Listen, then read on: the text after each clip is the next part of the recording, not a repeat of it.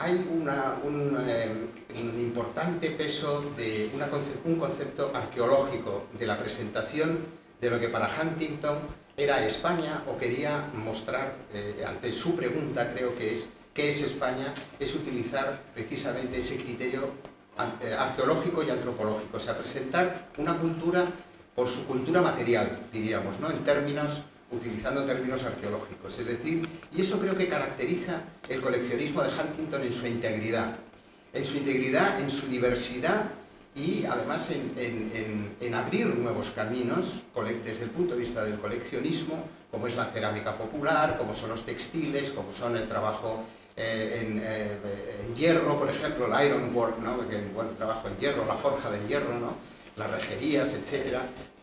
También condiciona el coleccionismo pictórico, o sea, la colección de pinturas de Huntington, como todos sabemos, no es una colección de grandes obras de arte, no busca grandes obras de arte, otra cosa es que las tenga, que las tiene, por supuesto, pero busca también otro tipo de cuadros, ¿no? No es equiparable en ese sentido a otras grandes colecciones que había en los Estados Unidos, ¿no? Creo que además también, por ejemplo, eso se ve en muchas otras facetas o colecciones que él tiene, también en los libros, ¿no?, evidentemente. Yo creo que el Museo de la Hispanic Society podría o debería de estar, o estaría, o está hoy en día incluso, entre los grandes museos españoles. O sea, me refiero al Museo Arqueológico Nacional, al Museo del Prado incluso, no, el Museo del Prado evidentemente no, pero dentro de los grandes museos. El Museo de la Hispanic Society es un gran museo de la cultura o de la historia de España. Pero bueno, esos son asuntos que se podrían discutir, lógicamente, como pueden crear otros museos, concretamente en Cataluña, ¿no?, o el museo, o me refiero al Museo de la Historia de Alemania en Berlín, ¿no?, que son museos de la cultura material, del valor espiritual y material, artístico también, de una cultura. Y, por otra parte, en lo que es la propia formación de la colección arqueológica, que, como insisto, es inusual, digamos, en un hispanista como era Huntington, en un hispanófilo, el incorporar la arqueología, como digo, en sus intereses, digamos, ¿no? Creo que en ese sentido hemos podido comprobar que tiene conexiones, por ejemplo, con Pierre Paris o los hispanistas franceses. De hecho, el Bulletin Hispanique, en su revista, el gran emblema, o como hoy diríamos logotipo del Bulletin Hispanique, es la Dama de Elche, es decir, es un objeto arqueológico, ¿no? La expresión en ese sentido, la incorporación de la arqueología al conocimiento de la cultura española o de cualquier país, pero en este caso española, es importante, y yo creo que es una idea arriesgada de Huntington en su tiempo y en su contexto histórico, lógicamente, ¿no? Bueno, habría que empezar un poco, aunque yo creo que esto lo conocemos todos bien, y voy a pasar muy rápido, los intereses de Huntington por la cultura española, que van más allá, yo creo, que de la lectura de un joven, de leer a George Borrow. Creo que hay raíces más profundas y creo que están aquí precisamente en sus padres, ¿no? En su padre, su padrastro, su padre adoptivo, porque todos sabemos que Huntington era hijo de Arabella Duval Yarrington, casada con John Worthman, y que murió, y que posteriormente se casó con Collis Potter Huntington, el gran, uno de los Big Four, como se dice en Estados Unidos, ¿no?, uno de los grandes forjadores de fortunas, sobre todo con el ferrocarril. Bueno, Huntington, padre, tenía contactos, sabía el castellano, había vivido en California muchos años y tenía una admiración, sentía una admiración por la cultura española, lógicamente. Creo, y también hay que decir, que el peso de la cultura española en los Estados Unidos es importante. Es algo que hoy, además, también es un activo, digamos, creciendo, pero es innegable que tiene un peso dentro, digamos, de lo que es la cultura norteamericana, eso es evidente. Por otra parte, su madre, que también era coleccionista como Potter también Collis Potter era también un gran coleccionista, su madre, aunque estaba más inclinada por la cultura francesa, lógicamente sabemos, pero era muy aficionada también a las antigüedades y a la arqueología, especialmente a la joyería y a la numismática, seguramente, ¿no? Quiero decir que Huntington tenía en su propio entorno familiar razones más allá y más poderosas que la simple lectura de George Borrow, que además es un libro un poco, digamos, no usual dentro de lo que es el hispanismo. Lo normal hubiera sido que hubiera leído a Washington Irving o a Richard Ford, que seguro que lo hizo también. Hay que tener en cuenta que la arqueología norteamericana derivó muy pronto hacia una arqueología antropológica. El peso de la antropología fue muy fuerte, lo sigue siendo, y se distingue bastante de la europea. Eso es algo también muy conocido, y creo que esta impronta también marcó a Huntington desde en su juventud y en su formación. Hispanista, pero también tuvo esa formación, digamos, arqueológica-antropológica. Y por último, sus viajes creo que son fundamentales en su formación, lógicamente, ya concretamente a la cultura española, de cara a sus estudios. En 1889 sabemos que estuvo en México, su primer contacto con la cultura hispana directo. En 1891 estuvo en Cuba, que todavía era territorio, digamos, español, de la corona española. Y ya en 1892 da el salto a la península. Bueno, el caso es que yo creo que hay algo en la creación del museo, o de la idea de Huntington y de su interés por la cultura y crear un museo, en el que el peso es fundamental, y es algo que quizá nos haya subrayado en la literatura, en la bibliografía, sobre todo la que la propia hispánica ha generado, de sus conservadores, de los que estudian las colecciones y tal, que es, y hay que decirlo públicamente aquí también, son bastante superficiales y repetitivos. Podemos encontrarnos con un mismo artículo del señor director hoy en día varias veces, dado la vuelta, etcétera, pero publicado de la misma manera, diciendo las mismas cosas, incluso hasta que Huntington era hijo de Collis Potter, cosa que sabemos todos que no era así. Es decir, en fin, digamos, de esa literatura oficial, creo que no se subraya suficiente la influencia de la generación del 98. Yo creo que el Museo Español de la Museo de la Hispanic Society tiene un componente intelectual muy fuerte en relación a la concepción de la historia y de esa pregunta que yo creo que tenía Huntington, que es ¿qué es España y cómo la muestro a los demás? Sería la segunda parte de esa pregunta, que enlaza con esa preocupación, lógicamente, del 98. Creo que es muy importante la figura en este sentido, entre otras. Creo que esto es un camino que hay que investigar y concretar, pero creo que es fácil. Yo me he acercado al libro muy conocido de Pedro Lainentralgo, de la generación del 98, en el que se dan, y he encontrado claves cuando lo estaba leyendo, digo, pero si esto es el proyecto de Huntington, ¿no? Entre ellos es, por ejemplo, la historia concebida como una ciencia eminentemente antropológica. La figura de Unamuno y su libro en torno al casticismo creo que es fundamental.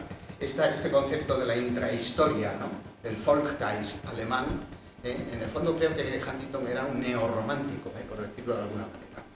El Volksgeist, la intrahistoria, eso es lo que creo que la esencia, ¿no?, de buscar las raíces de la cultura española. Sí creo que es importante el concepto de lo castizo, en el sentido de, como lo define Unamuno, de lo puro y sin mezcla de elemento extraño, aplicado a la cultura española, evidentemente. Y luego que el arte, evidentemente, y esto es una idea del romanticismo total, es la expresión del genio de un pueblo. En el caso de Huntington sería del pueblo pensado como cultura-raza, esa equivalencia muy de su tiempo, ¿no?, de esos momentos, cultura-raza y una visión histórico-cronológica de todo este asunto. Huntington tenía una secuencia, digamos, quería mostrar también España en una secuencia cronológica. Lógicamente, ahí cabe la arqueología, era lógico, ¿no? Creo que, bueno, en esta visión, digamos, rápida que podemos discutir o enriquecer o precisar, es lo que nos ayuda, creo, mejor a comprender el coleccionismo de Huntington como concepto, digamos, ¿no?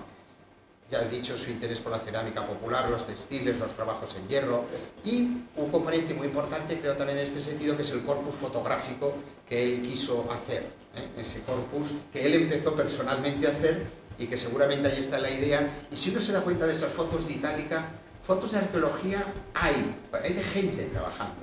Lo que hay son las gentes que le rodeaban, la cuadrilla, ¿no?, de estos, de Ángel Artillo, del capataz, ¿no?, los obreros trabajando, el personaje del bombín, que no sé quién es, podría ser uno de cualquiera de los que estuviera por ahí, Bosso, Gestoso, Engel o Caballero Infante iba mucho también por ahí, que es el que... Gestoso era cura, ¿no? ¿Gestoso era cura? No. ¿no? Bueno, que yo sepa, no. No. Gestoso era director del Museo Municipal, era un hombre civil. Curas ahí en el círculo este había pocos, la verdad. El obispo, en alguna ocasión lo dice Bonsor, dice, aquí en Sevilla solo trabajamos dos, yo y el obispo, ¿no? Y el obispo era el que tenía controlado todo el mercado de antigüedades. El señor obispo, o arzobispo sería, supongo. Bueno, el caso es que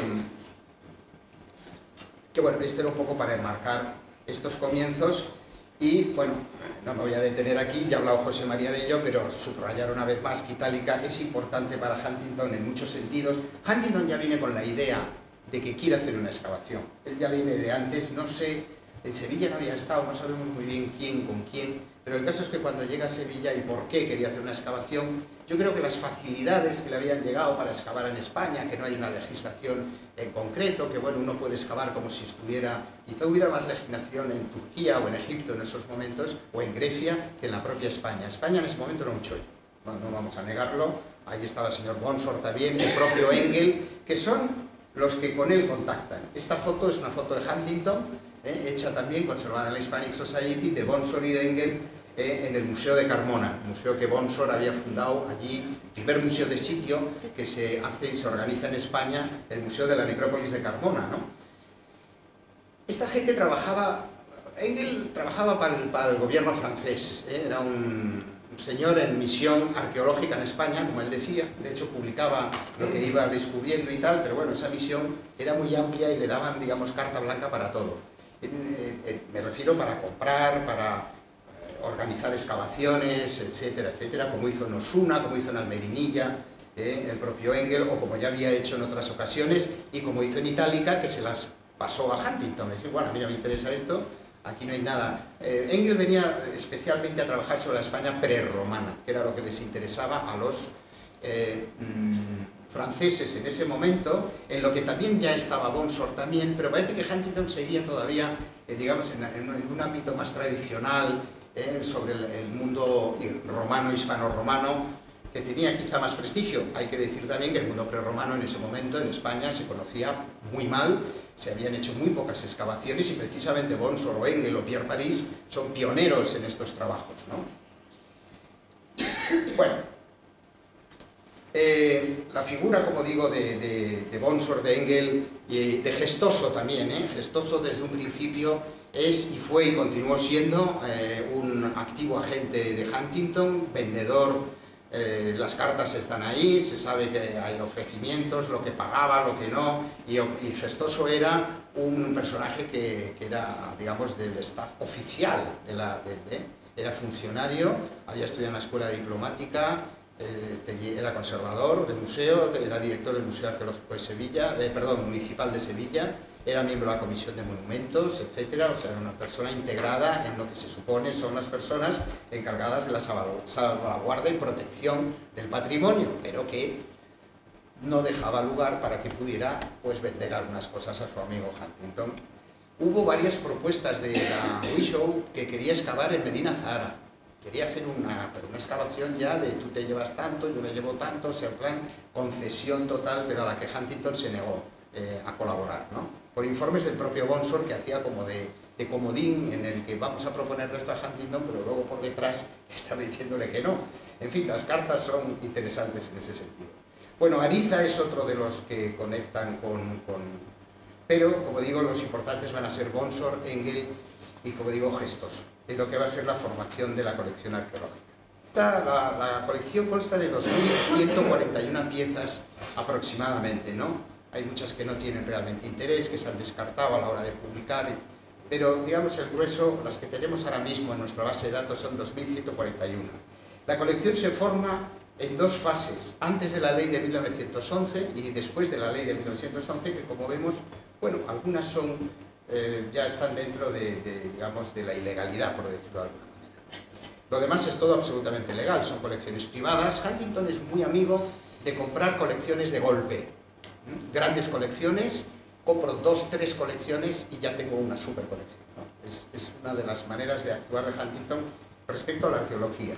La colección se forma entre 1898 y 1913. Y la mayor parte de la colección, que son unas 1000 y pico piezas, casi la mitad, proceden de Jorge Bonsor. La relación entre Bonsor y Huntington es bastante, va un poco más allá del coleccionismo y de la adquisición. Es algo más científico. No voy a entrar ahora en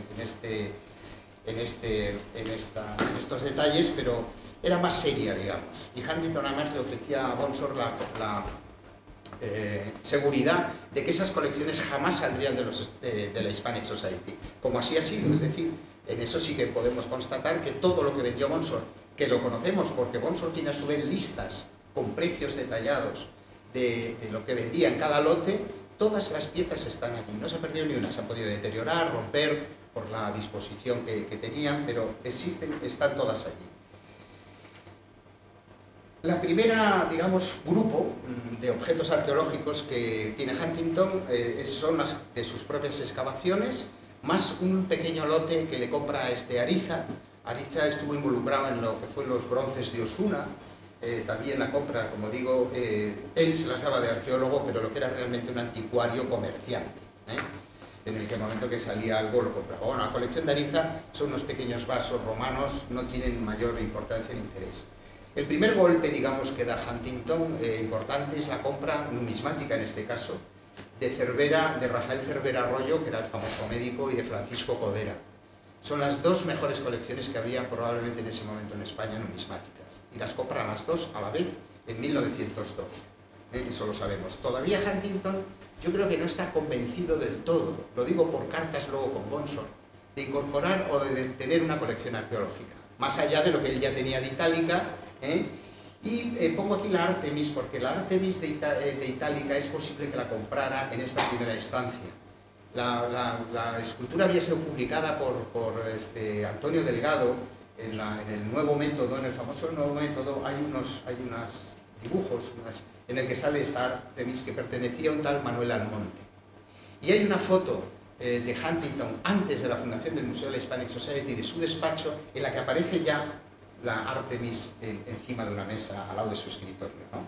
Esa foto es de torno a 1902. En 1905, como pongo ahí, a Gestoso compra la que le llaman la Drusila, y en 1905 adquiere también en París el joven, el retrato del joven, que dice ya José María Lujón que no era de Itálica seguramente, pero a él se lo venden como Itálica, de la colección de un tal Warneck, que está publicada. O sea, si te metes en internet y buscas Warner Collection, Warneck, sale el catálogo en la que sale ese, que pone campos de Talca, procede de los campos de Talca, se supone Itálica. Pero bueno, ahí hay ese dato. No aparece fotografía de esa escultura, aparece simplemente bueno, en 1905 compra las Trulae famosas de Tiermes, ahora lo iremos viendo. Y entre 1905 y 1910 adquiere en distintos lotes las colecciones, digamos, o los materiales que Bonsor le va dando de distintos yacimientos. Y Huntington tenía dudas de incorporar esta colección porque eran cosas prerromanas y prehistóricas. Sabemos que es la colección campaniforme y luego una importantísima colección de cerámica orientalizante, tartésica, los marfiles fenicios, que en ese momento pues no tenían el valor que hoy en día los tenemos, ¿no? Evidentemente, eran los principios de lo que es la arqueología del Bajo Guadalquivir, de Tartesos y de la colonización fenicia, en la que Bonsor tuvo tanto que ver, tanta intervención. Pero al final accedió, evidentemente en París. Todo esto se compra en París, pero evidentemente las colecciones están en Mairena del Alcor, y de allí salen y se embarcan, tenemos hasta la lista de embarque, el papel, o sea, es decir, compra en París por catálogo. Bueno, de eso ya podremos hablar en varias ocasiones aquí. Bueno, la colección Bonsor, como digo, se compone por 1115 objetos. Bueno, antes de meterme en más detalle vamos a ver después las colecciones que compra o objetos que compra después de la ley de 1911, ¿no? La más importante es la colección de Antonio Vives, que es como un culebrón, digamos, del coleccionismo arqueológico en España, porque Vives la ofrece varias veces, la compra a la mitad del Museo Arqueológico Nacional, luego, bueno, ya veremos, ahora un poco más adelante, y la falcata del Cerro Lamarejo de Sandars y otros objetos ibéricos. Bueno, Bonsor, estos cuadros pintados por el propio Bonsor están en la Hispanic Society. Esto fue que no he podido tener la tentación de no exponerlos, que son pintados por Bonsor de Carmona, ¿no? De donde él estaba. Son unos cuadros verdaderamente bonitos que le dio, como decía José María, es verdad, estas son las fotografías que se sacan los cazadores, ¿no? Totalmente, estos son los trofeos.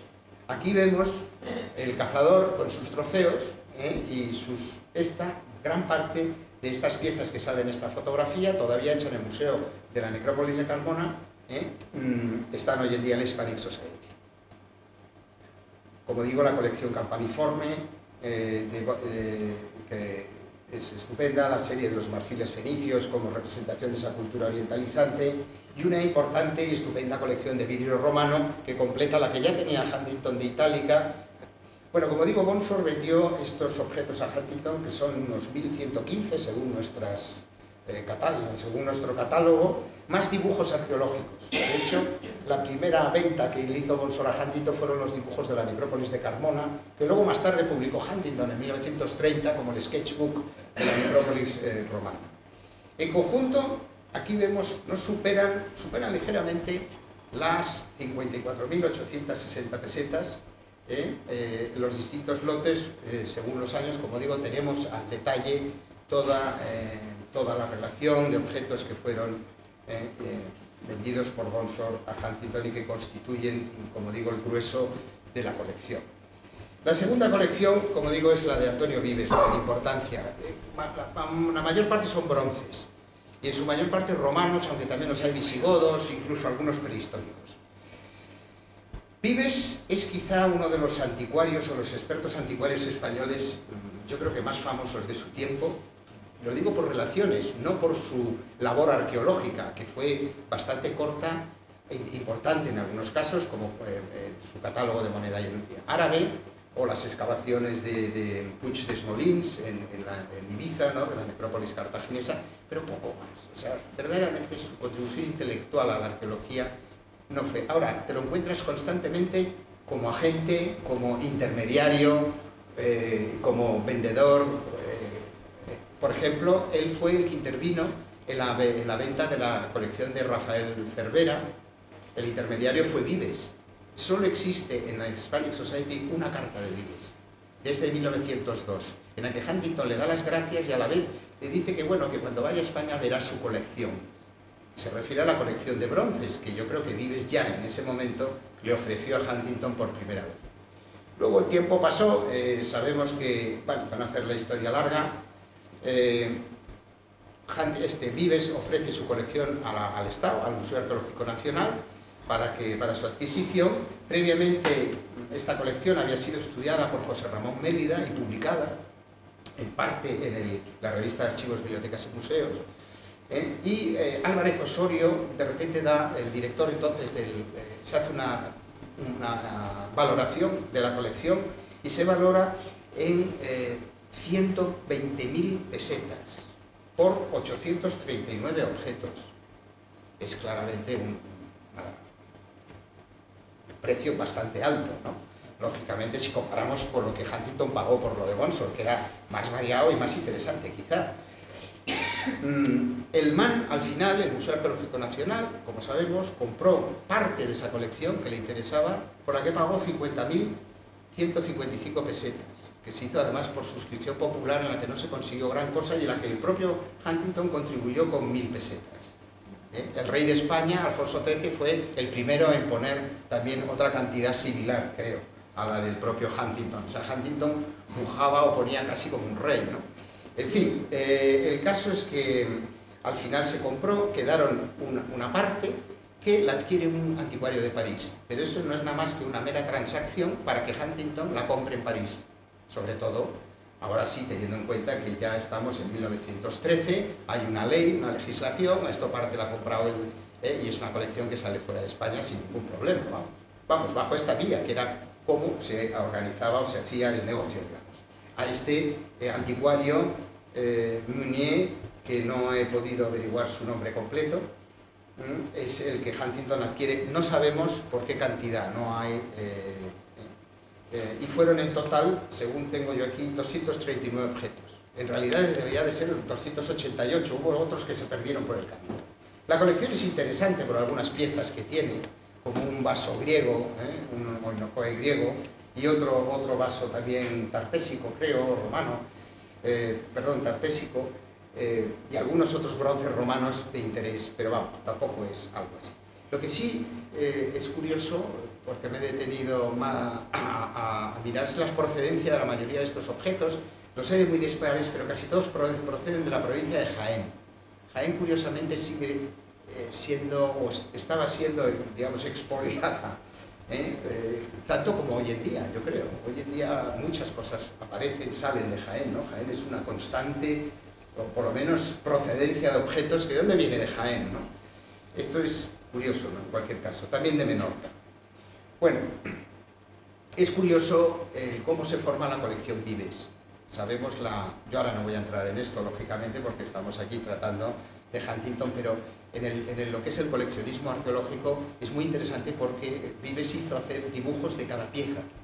Y en esos dibujos se apuntó el nombre de la procedencia, pero también de a quién había sido adquirido, ¿no? Eso es interesante para ver cómo este hombre, que era muy hábil en este negocio, en estos asuntos, pues le compra a gente como muy conocida, unos muy conocidos, incluso Antonio Cánovas del Castillo compran de su colección de recientemente fallecido, lógicamente, bueno, de Caballero Infante, del propio Ariza, de José María Florit, que era el conservador de la Real Armería, de los hermanos Ibarra de Elche, de Manuel Gómez Moreno, de Vicente Paredes, y de otros tantos, ¿no? Es interesante, digo, pero no me voy a centrar en esto.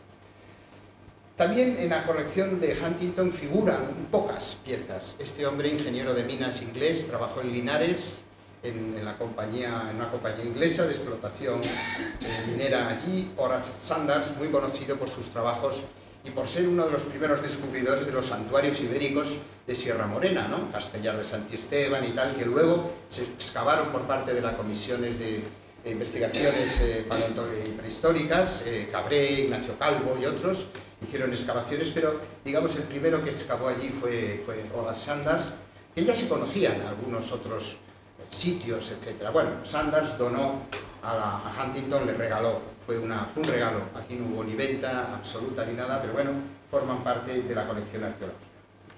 Y por último, digamos, tenemos estas piezas magníficas, sobre todo el tesorillo celtibérico procedente de Palencia, que fueron adquiridas ya después de la ley de 1911. No lo he dicho, pero bueno, Huntington siempre fue muy respetuoso con esa ley, con Bonsor hay continuas alusiones en la correspondencia, ya desde que se está fraguando ese proyecto de ley, que empieza casi en 1904 a fraguarse.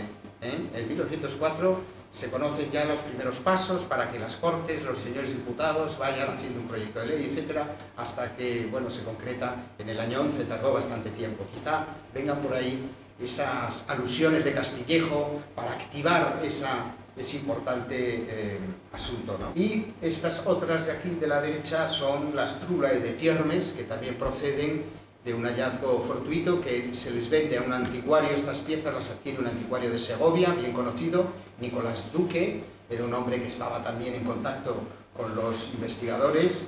En la Staatsbibliothek en Berlín hay muchas cartas de Duque con Hübner, por ejemplo, que era también, Hübner tenía también una gran red, pero ahora no nos vamos a meter, y hay también algún episodio de ventas, especialmente de epígrafes, ¿no? Los bronces de Osuna, los de Itálica, etcétera, incluso la Dama de Elche también, ¿no?